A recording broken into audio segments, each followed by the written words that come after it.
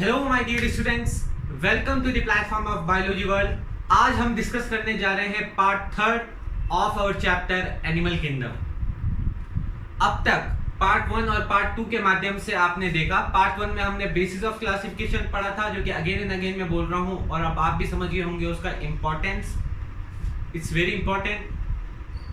Part two में आपने देखा first 3 phylums, that is phylum coelenterates, phylum Ctenophora और फाइलम पॉरीफेरा। अब हम चलेंगे फोर्थ फाइलम की तरफ और फिफ्थ फाइलम, जो कि आज इस पार्ट में हमें डिस्कस करना है, fourth and fifth phylum, that is platyhelminths and aschelminths. ये पूरी दुनिया वर्म लाइक ऑर्गेनिज्म से डील करती है। प्लेटीहेल्मिंथ्स में भी आपको वर्म लाइक ऑर्गेनिज्म मिलेंगे, एस्केहेल्मिंथ्स में भी आपको वर्म लाइक ऑर्गेनिजम्स मिलेंगे। तो चलिए आइए देखते हैं।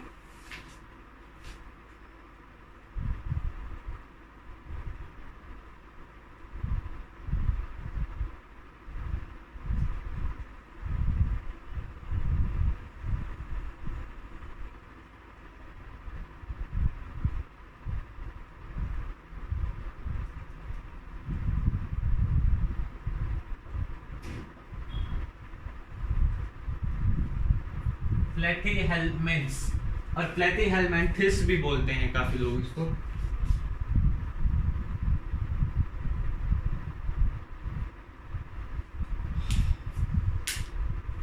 एक बेसिक बात अगर मैं बताना चाहूं, that these organism have dorsoventrally flattened body. मतलब इनकी जो बॉडी है वो dorsally as well as ventrally, पीछे से भी, ऊपर से भी और नीचे से भी, दोनों तरफ से क्या है, फ्लैटेंड है। So they are known as flatworms. Flatworm में एग्जांपल है आपका टेपवर्म। ओके, टेपवर्म आपने सुना होगा, मोस्ट कॉमन है। ये उन ऑर्गेनिजम्स के, ह्यूमंस के अंदर भी इंटेस्टाइन में अकर हो जाता है, जो बहुत रेड बीफ खाते हैं। बीफ की मात्रा बहुत ज्यादा होती है जिन लोगों में, उनमें ये देखा जाता है।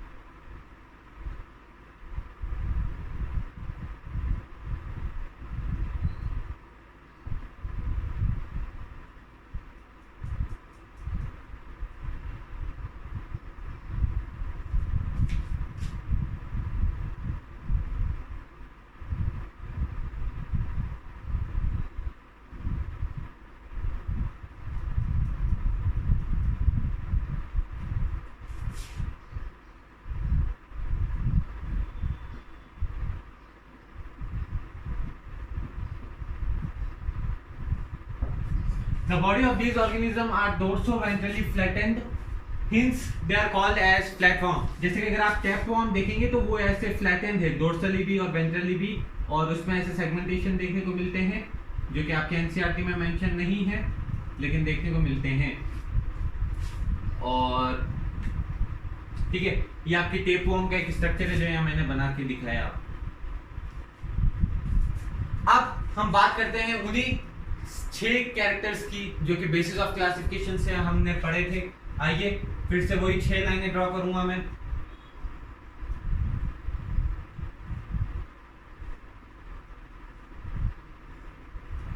देखिए, प्लेटीहेल्मिंथिस शो करते हैं organ level of body organisation.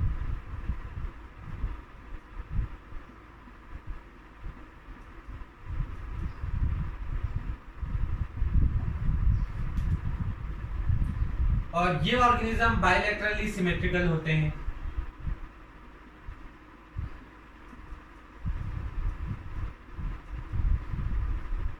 और यहां से मैंने आपको बताया था प्लेटीहेल्मिंथ से लेकर कॉर्डेटा तक ट्रिप्लोब्लास्ट की शुरुआत हो जाएगी, यानी बॉडी में 3 लेयर होती है ट्रिप्लोब्लास्टिक। अब आपको डिप्लोब्लास्ट याद नहीं रखना है प्लेटीहेल्मिंथ से।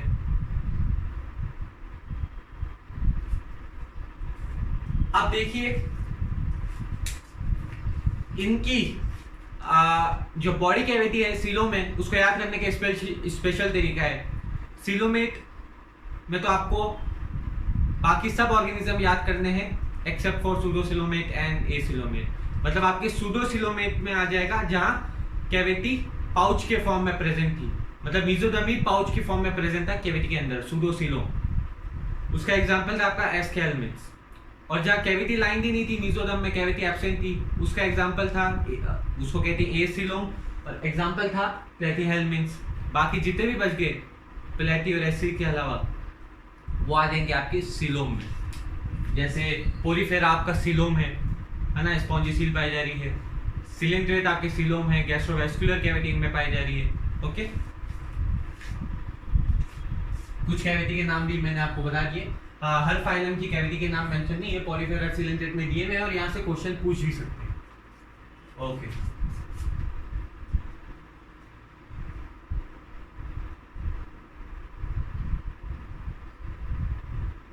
एसिलोमेट। अब देखिए मैंने क्या कहा था, प्लेटीहेलमिन्थ से डाइजेशन का खेल खत्म हो जाएगा। पोरीफेरा में इंट्रासेलुलर और एक्स्ट्रासेलुलर, सिलेंट्रेट में इंट्रासेलुलर एक्स्ट्रासेलुलर, तीनों फोरा में इंट्रासेलुलर एक्स्ट्रासेलुलर डाइजेशन देखा जाता है। प्लेटीहेलमिन्थ से वो बात खत्म हो जाएगी। ये क्या है, वॉर्म्स है और मोस्टली इंडोपैरासाइट्स होते हैं। तो ये क्या करते हैं, डायरेक्टली होस्ट से न्यूट्रिएंट एब्जॉर्ब करते हैं। इनमें अंदर या बाहर डाइजेशन नहीं होता, होस्ट के अंदर ऑलरेडी डाइजेस्टेड होता है, डायरेक्टली वहां से एब्जॉर्ब करते हैं। तो देख लीजिए,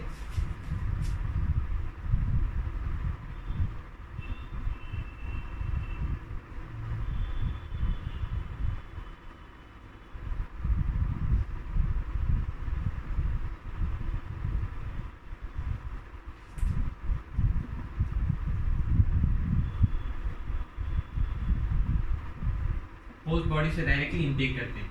अब बाकियों का खाना खाने का मोड क्या है वो आपके एनसीईआरटी में नहीं दिया हुआ, तो ये जो एरो है मेरे ख्याल से ये यहाँ से खत्म हो जाएगी आपकी प्लेटीहेलमिन्थ से। इसके बाद में आपको ये पॉइंट कहीं मेंशन करना ही नहीं है। ओके, तो intake nutrient directly from host body. Success यहाँ पे खत्म हो रहा है आपका न्यूट्रिएंट वाला फंडा प्लेटीहेलमिन्थ में, और हर्माफ्रोडाइट कब खत्म होगा, एस्केलमिन्थ में। तो सर यहाँ सक्सेस सेपरेट है नहीं, यहाँ तो अभी चलेगा ना ये फंडा, तो they are hermaphrodite.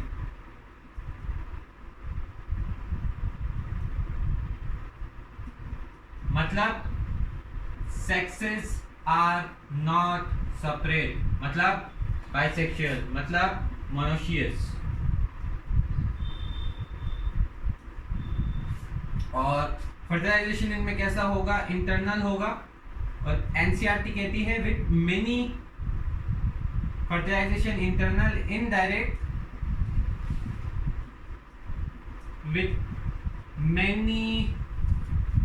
with many larval stage।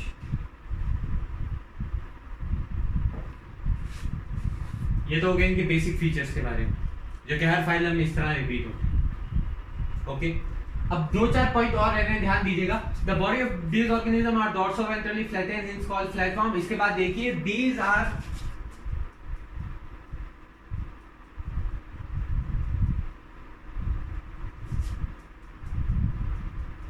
Endoparasites on animal.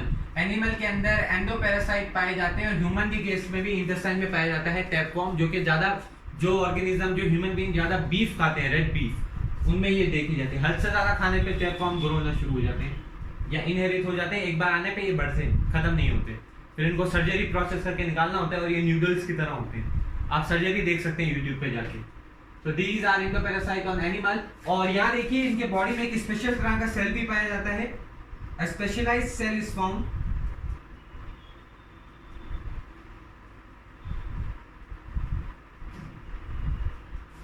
इस सेल को हम बोलते हैं फ्लेम सेल।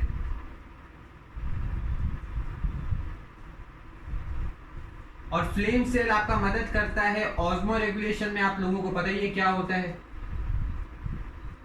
ऑस्मो रेगुलेशन में, और ऑस्मो रेगुलेशन में आपका कंसंट्रेशन फिक्स करना, अंदर कम है तो अंदर ले आना, बाहर कम है तो बाहर भेज देना।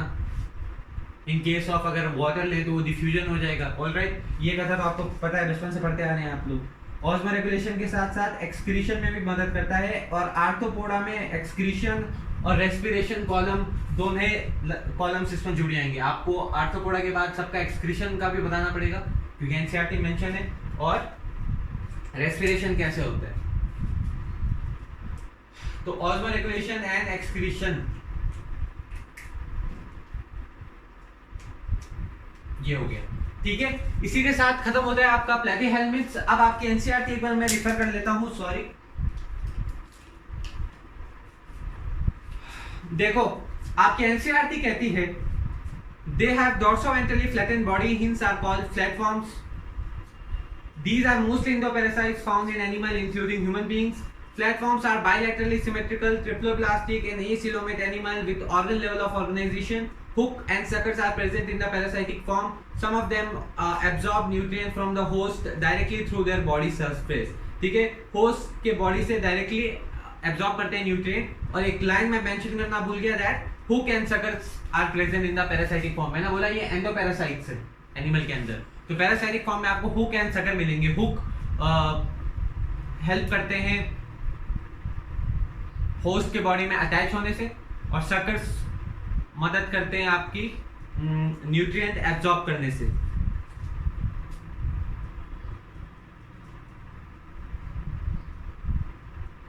Specialised cell called flame cells help in osmoregulation and excretion. और sexes are not separate, fertilization is internal and development is through many larval stage। again एक point miss कर दिया, some member like planaria possess high regeneration capacity। some member like planaria, important बात याद रख लीजिए।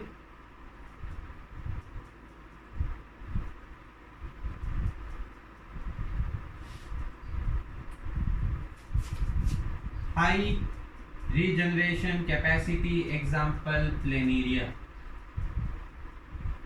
ठीक है, अब इसका एग्जांपल देख लीजिए आप।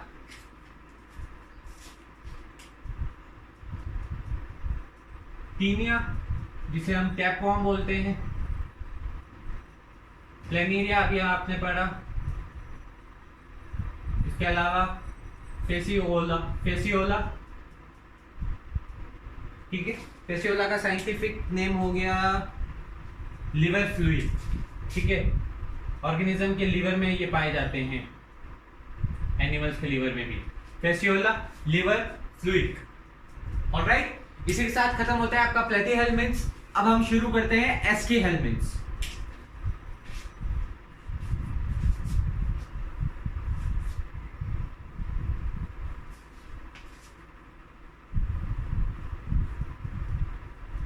अगर आप देखें प्लेनिडिया, टैपवॉर्म, लिवर फ्लूइड, ये सब क्या है बेसिकली। लिवर फ्लूइड तो इतना नहीं रखता वॉर्म लाइक, लेकिन मोस्टली आपके जो प्लेटी और एस्केलमेंथिस में है ना, वो ऑर्गेनिज्म वॉर्म लाइक दिखते हैं। तो ये कुछ अलग ही फाइलम है। एनसीईआरटी की डायग्राम अगर आप देखना चाहें तो देख सकते हैं।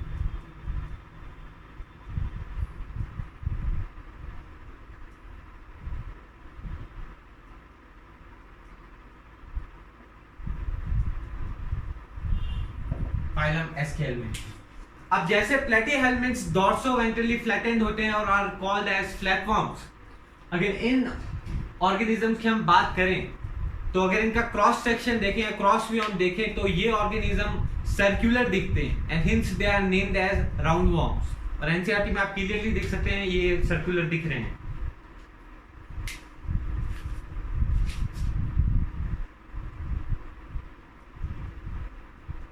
क्रॉस व्यू कह दीजिए आप, या क्रॉस सेक्शन कह दीजिए of these organisms show circular is circular, or hence they are named as, that is why they are named as roundworms। ध्यान रखना है स्टूडेंट, राउंडवॉर्म किसे कहते हैं, फ्लैटवॉर्म किसे कहते हैं। Hence they are called as roundworms। इनके हैबिटेट के बारे में एक बार बात कर लेते हैं। वो तो पैरासाइट के रूप में देखे जा रहे थे, और ये they may be free living, aquatic, terrestrial. Basically क्या है, ये कोस्मोपॉलिटन है। कॉस्मोपॉलिटन अभी लास्ट में आपने पढ़ा है किंगडम फंजाई के बेसिक्स में, दे आर कॉस्मोपॉलिटन डेटिस, they can occur in air, water, land में सॉइल भी हो सकती है, free living, aquatic, terrestrial,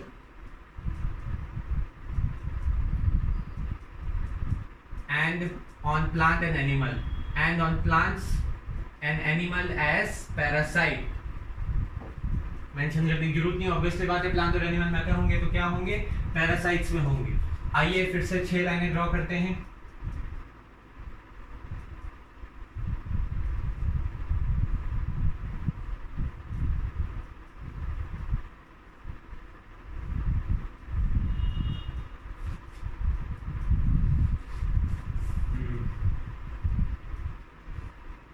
sir आप ड्रॉ साथ करते हो, बोलते 6 चलता है।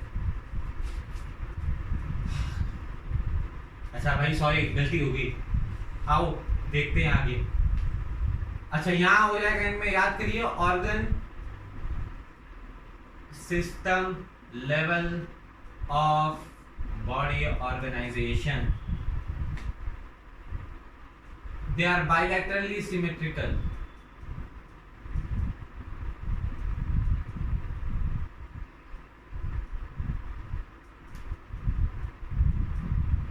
ट्रिप्लोब्लास्टिक प्लेटियरमेंट से हमने कहा ट्रिप्लोब्लास्टिक का शुरुआत हो गई। सीलोम, सूडोसीलोम हो जाएंगे, याद रखना। ये सारे फीचर आप कहां से उठा रहे हैं स्टूडेंट, बेसिस ऑफ क्लासिफिकेशन से। सूडोसीलोम क्योंकि बेसिस 6 बेसिस ऑफ क्लासिफिकेशन के चारों बेसिस टॉप 4 में, लास्ट के 2 मैंने बताया इंपॉर्टेंट नहीं है, जिसमें इंपॉर्टेंट है वो बाद में आएंगे, जैसे सेगमेंटेशन अभी एनिलिडा में आ जाएगा, नोटोकॉर्ड आपका कॉर्डेटा में आएगा, लेकिन पहले 4 जो है वो सभी फाइलम में रिपीट होंगे, और वहाँ एक्सप्लेनेशन में सबके एग्जांपल दिए हुए, तो ये सारे एग्जांपल आपको वहां से याद होंगे। सूडोसीलोमेट, हाँ अब देखिए यहां से आप रिमूव कर देंगे डाइजेशन वाला ट्रैक, ठीक है। अब इनके डाइजेशन के बारे में एनसीईआरटी ने कुछ मेंशन नहीं किया, इंट्रासेलुलर है, एक्स्ट्रासेलुलर है, तो आप भी यहाँ मेंशन नहीं करेंगे। अब आ जाइए डायरेक्टली, मैंने क्या बोला था, एस्केलमेंट्स में क्या हो जाएगा, खत्म, सेक्सेस सेपरेट हो जाएंगे। प्लेथियलमेंट्स में हुक्स एंड इंट्रा और एक्स्ट्रा की कहानी खत्म हो गई थी, यहाँ हेर्माफ्रोडाइट की कहानी खत्म हो जाएगी। Sexes are separate, sexes are separate, यानी कि मैं क्या बोलूं, डायोशियस कंडीशन बोलूं, मैंने बताया था ऑपोजिट है, सेक्सेस सेपरेट है तो मोनिशियस होना चाहिए, लेकिन है डायोशियस।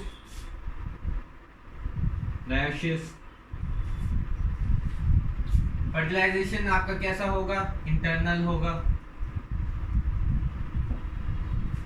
फर्टिलाइजेशन कैसा होगा आपका, इंटरनल होगा, और ओविवेरस फॉर्म, ओविपेरस फॉर्म में होगा कुछ ऑर्गेनिज्म में। अच्छा कुछ में इंटरनल है, कुछ में इंटरनल में डायरेक्ट है, कुछ में इनडायरेक्ट भी हो सकता है, ठीक है। तो ये बात होगी, ये सारे फीचर्स के बारे में बात कर ली। अब एक पॉइंट आप देखिए यहां उतारेंगे,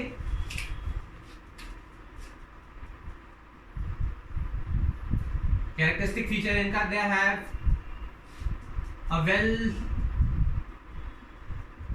डिफाइंड और कंप्लीट बोल दीजिए इसको आप, जैसे एनसीईआरटी में कहा है तो प्रॉपर फीलिंग है, कंप्लीट एलिमेंट्री कैनाल, ठीक है। प्रॉपर एलिमेंट्री कैनाल होती है इनमें, complete alimentary canal with well develop, और इतना ही नहीं, इनके पास well develop muscular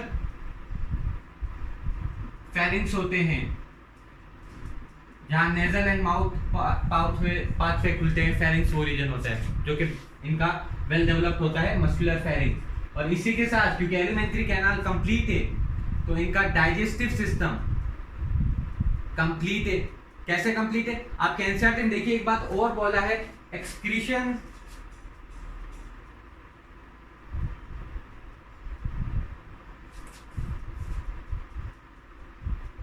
take place through a tube which open out by a pore,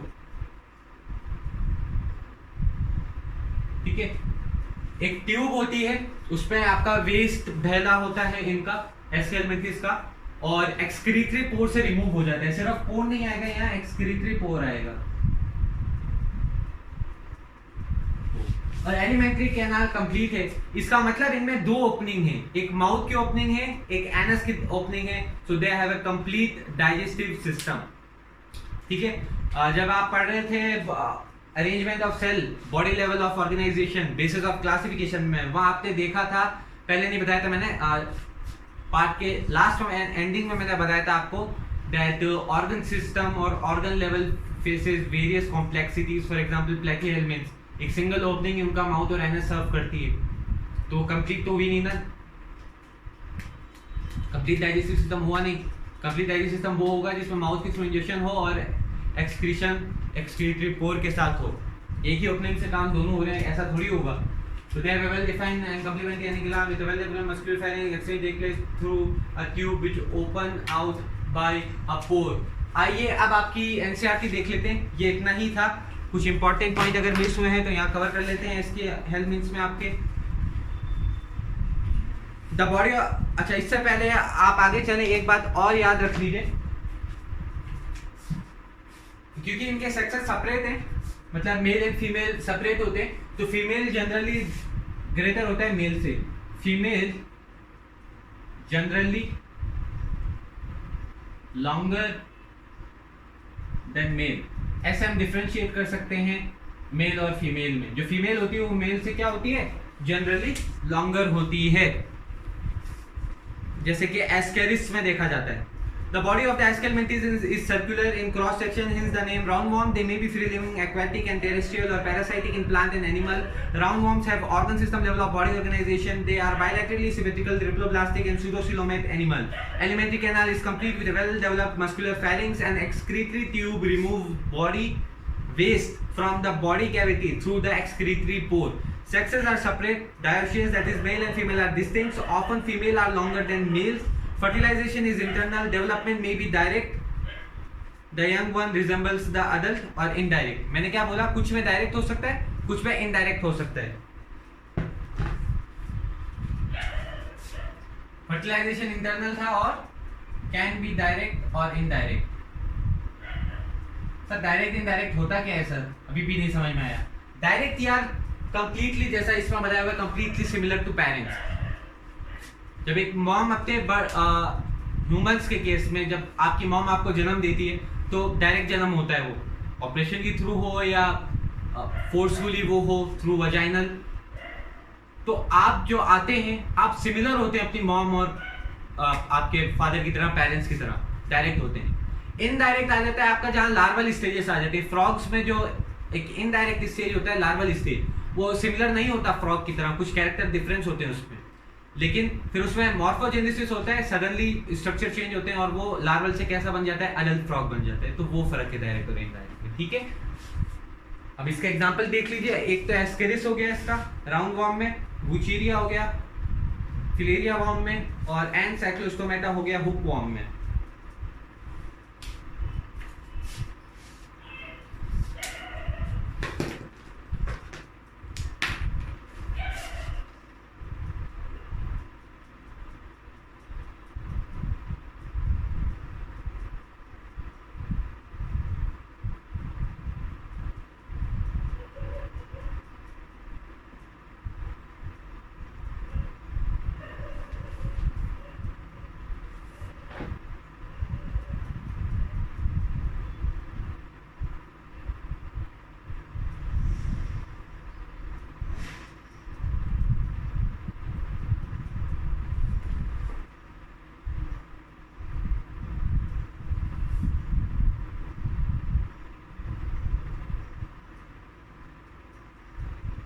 ठीक है, ये आपके स्टूडेंट एग्जांपल हो गए एस्केरिस, जिसे हम राउंड वॉर्म के नाम से ही जानते हैं, वुचेरिया, फिलेरिया वॉर्म और एनसाइक्लोस्टोमा हुक वॉर्म।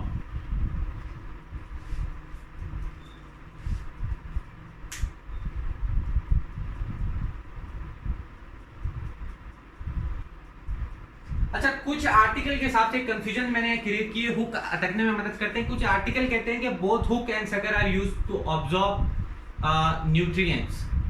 तो ये थोड़ी कंफ्यूजन हो सकती है, तो आप एक बार रिपीट कर लेना इसको, ठीक है। जो आपको बेटर लगे आप गूगल से रेफरेंसेस ले लेना, इसमें हुक्स एंड सकर्स का आपको एक अच्छा एक्सप्लेनेशन मिल जाए। ओके, तो ये खत्म हुआ आपका एसके हेलमिंथ्स, और इसी से पार्ट 3 के माध्यम से आज हमने पढ़ा प्लेटीहेल्मिन्थ्स और aschelminths phylum. All the very best. कोई डाउट हो तो कमेंट सेक्शन में मेंशन करिएगा और तुरंत आपको आंसर मिल जाएगा, ठीक है। और इसके अलावा जैसा आप लोगों को अगर नहीं पता तो मैं बता दूं कि बायोलॉजी वर्ल्ड के जो मैसेज कॉलम है वो कहीं ना कहीं आपका डाउट काउंटर है, वहां आप मैसेज कर सकते हैं as in the form of doubt. वो कंप्लीट डाउट काउंटर है, आप मैसेज करिए, आपके डाउट का आपको रिप्लाई मिलेगा। काफी ऑलरेडी जो बच्चे हैं जो बायोलॉजी वर्ल्ड के प्लेटफॉर्म से जुड़े नहीं है लेकिन वो अपने असाइनमेंट पूरे करने के लिए डाउट वहां पे डालते हैं, तो उनको क्विक आंसर मिलता है। Okay, thank you, stay safe, stay blessed, all the very best. Preparation करते रहें।